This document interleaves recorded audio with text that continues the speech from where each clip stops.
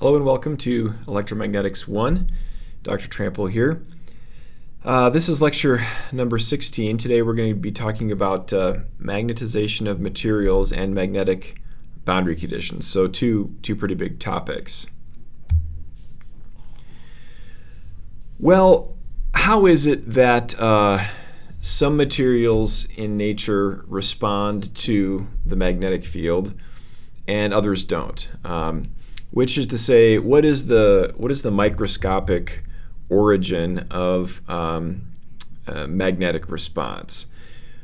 Well, an internal magnetic field is produced in two ways by a material. The first is by electrons orbiting the nucleus of each atom.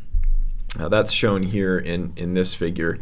You can see that you've got an electron orbiting a positively charged nucleus, which creates a magnetic field. Okay, and then also, if you sort of zoom in here on the electron itself is processing or spinning, and that spin itself actually also creates a magnetic field. So the magnetic field in a material occurs in two ways.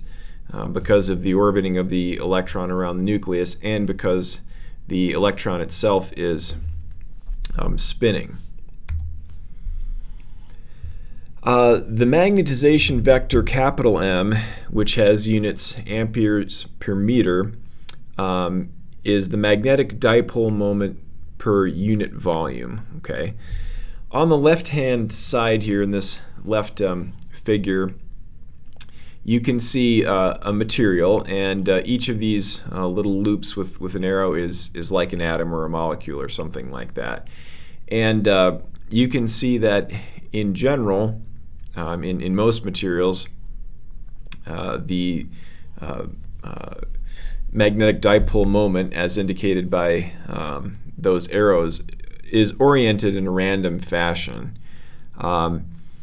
However, if you were to apply an external magnetic field to this material, each of these, the external magnetic field actually causes each of these loops to feel a torque, and we'll talk about that in a moment. And they all line up. They all tend to line up with the external magnetic field. The important thing here is that we can characterize how well or how strongly this happens in a material using this magnetization vector capital M. Mathematically, we'd say that M is the sum over all of these little magnetic dipoles here, however many you have. You add those all up vectorially in a small volume, and you divide by the size of the volume, and then you take the limit as the volume goes to zero, and that tells you how much you'll be able to magnetize the material, essentially. Okay, well, we've got a whole bunch of important magnetic quantities here that we need to discuss. The first one is the magnetic flux density capital B, and mathematically we say that the magnetic flux density B here is equal to the permeability of free space, mu naught, times the sum of the magnetic field and that magnetization vector capital M. We can usually relate the magnetization vector capital M to the magnetic field in a linear way, and the constant of proportionality here, chi sub m, is the magnetic susceptibility. So we can come back in here to this expression, substitute chi m h in for capital M, and we get this expression for the magnetic flux density. It's equal to mu naught times 1 plus the susceptibility times the magnetic field. And we can gather all of these terms into a single coefficient that we call mu, which is the permeability. So mu naught is the permeability of free space. Mu is the permeability of a material. If chi sub m is non-zero, you have a magnetic material. In other words, the the material is going to respond to the magnetic field.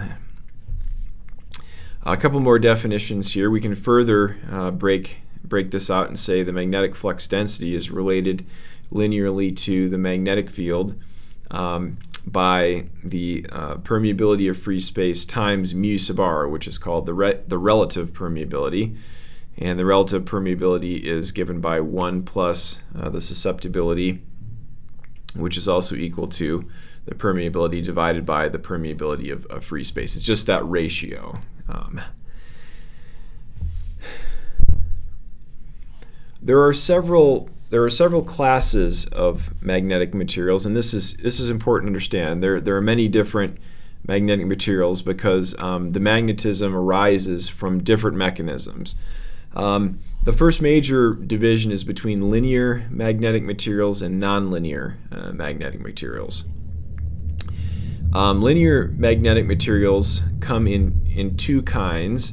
One is called diamagnetic materials, and the other is called paramagnetic, and we'll discuss briefly the difference between those two.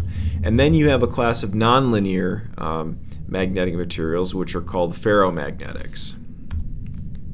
Okay, well, what's the difference between these three different kinds of magnetic materials: diamagnetic, paramagnetic, and ferromagnetic?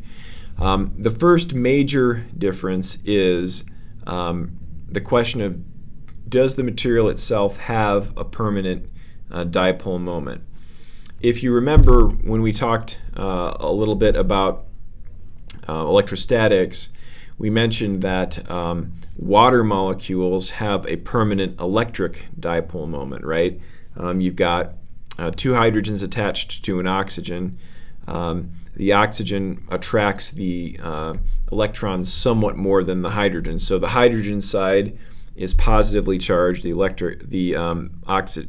oxygen side is negatively charged, and so you get a little dipole moment there that points from the hydrogens down toward the oxygen. The dual of that is a permanent magnetic dipole moment, which is to say that when you don't apply a magnetic field, each of the atoms or molecules in the material still has its own little magnetic dipole moment. Permanent magnetic dipole moment. It's not induced. Diamagnetic materials do not have a permanent magnetic dipole moment. Paramagnetic materials do, but it's weak. And ferromagnetic materials have a permanent dipole moment that's pretty strong. Diamagnetic materials get their magnetic response from the electron orbital magnetic momentum. In other words, from the fact that you can think about the electron orbiting the nucleus there, so that orbital angular momentum creates the magnetic response there in a diamagnetic material. In a paramagnetic material, the magnetic response is due to the spin of the electron itself. And in a ferromagnetic material, and we'll talk a little bit more about this in a moment, the origin of the magnetism is the actual magnetized domains, we'll see, which are generally larger than atoms or molecules. Well, let's look a little bit here at ferromagnetism and specifically what these magnetic domains look like. Okay, it's conceptually very similar. You can see here, this is a similar picture to the one we saw earlier. You've got a whole bunch of these little magnetic dipole moments that are oriented randomly throughout the material. The difference is that each of these dipole moments are associated with a larger region of a larger volume. It's not just necessarily an atom or a molecule. It's many atoms or many molecules here that each collectively have a particular dipole moment. That's where ferromagnetic materials get their magnetic response. And again, if you apply an external magnetic field to this guy, the magnetic fields of all of these domains will tend to line up with the external field. That's called magnetization. Okay. Another important property of ferromagnetic materials is that they're nonlinear, which is another way of saying there's a nonlinear relationship here between the magnetic field H and the magnetic flux density B. How does this work? Well, let's say that you've got a ferromagnetic material that's initially unmagnetized. So you're starting right here at the origin O. Okay. If you begin to increase the magnetic field applied to that material, the magnetic flux density will follow this path right along here up to this point A1. If from there you decrease the magnetic field, you will travel down along this path up to this point A2. At this point, A2, there's no external magnetic field anymore, and yet you still have some net magnetic flux density. That's called a magnetized state. You've essentially magnetized the material at that point. If you continue to decrease the magnetic field, you get to this point, A3, you're still applying a magnetic field in the opposite direction, but you're not getting any magnetic flux density. So you've essentially demagnetized the material there. And then you're moving all the way down along this curve to A4. If you then start to increase the magnetic field again, you move up along this path back to A1 and so forth, or all the way around in a loop. This is called a hysteresis loop, and it's characteristic of magnetic materials, ferromagnetic materials specifically. Okay, so the second big topic we have for today is magnetic boundary conditions. We've already seen some of the electric boundary conditions, and you guessed it, they're a very similar pair of magnetic boundary conditions. We're going to be referring to these two figures in order to derive the magnetic boundary conditions. What you're seeing here is a boundary between two different magnetic materials. This top region has a permeability mu1. This bottom region has a permeability mu2. Okay, and so we've got a boundary here, and so we want to know what are the equations that hold between on the boundary, I should say. What are the relationship between the magnetic fields here on either side evaluated at the boundary? Okay. Well, first of all, the first tool we're going to need is Gauss's law for magnetic fields written in integral form here. Okay, so the surface integral of the magnetic flux density B dotted with ds is equal to 0. That's where we're going to start. And we are going to apply Gauss's law for magnetic fields to this little pillbox right here, this little cylinder. Okay, so we're going to say that, okay, the total integration over this entire surface is equal to the integration over the top, an integration over the sides of the pillbox, and an integration over the bottom of the pillbox. Okay. What we're going to do then, that's going to be our first move, and then after we set up the integral over the top, bottom, and sides, we're going to play the game. We're going to say, now let the height of this pillbox delta H go to 0. Now we're going to collapse it down until it's on the surface. That's how we're going to get the boundary conditions. And when the height of that pillbox gets to 0, then you're on the surface. The integral, if you make this surface small enough, we can consider the magnetic field to be constant across that surface here, the magnetic flux density to be constant.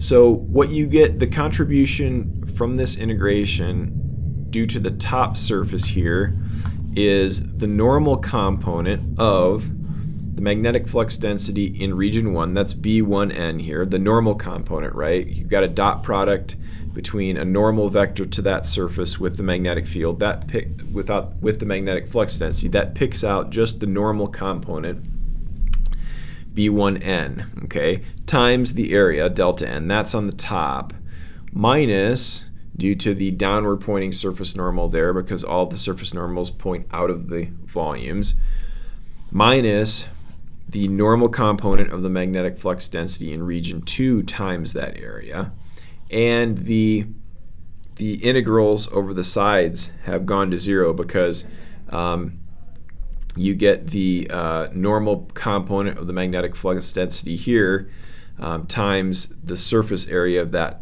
surface, the outer surface, which is related to the height, delta H. As delta H goes to 0, that term falls out, and the only thing that remains is this equation right here, which comes from Gauss's law for magnetic fields. We solve both sides for, I should say, add B2n delta S to both sides, cancel out the delta S's, and it turns out that the normal component of the magnetic flux density is continuous across the surface. In other words, it is equal. They are equal. At the surface, the normal component of the magnetic flux density must be the same. And that is written, that's expressed here by this equation. The normal component of the magnetic flux density is equal on the surface of the, on the interface, on the surface there. Okay, that's one of our two boundary conditions. We've got one of two done. The next boundary condition, we need a different starting place for that, and the starting place for that one is Ampere's circuit law, or Ampere's law in integral form right here. Okay, integral around any closed loop L of H dot dl is equal to the current enclosed by that loop. Okay, what we're going to do next is we're going to apply Ampere's circuit law to a closed path ABCDA in figure 816b right here. So here's the path that this is going to be our L, our capital L right here. This is the path around which we are going to apply Ampere's circuit law. Okay, by similar arguments, I'm going to say if the path gets short enough, I can approximate the tangential component here of each vector as constant. So when I take a dot product with dl along this path, I take a dot product between dl along that path and h, I'm going to get the tangential component of h here in region 1, because we're in region 1. So we've got h1t, the tangential component of h in region 1, times this distance. That's delta w. That comes from this line integral. So that's this term, h1t times delta w. That comes from that first dot product in integration. And then I've also got a couple of other pieces here. If this distance is delta h, I'm also going to be picking out the normal component in region 1 from here and here, okay, right there and there. And I'm going to get the normal component in region 2 from here and here. Okay, that's where these two terms come from. Again, you get the normal component because this line segment is normal at 90 degrees to the interface.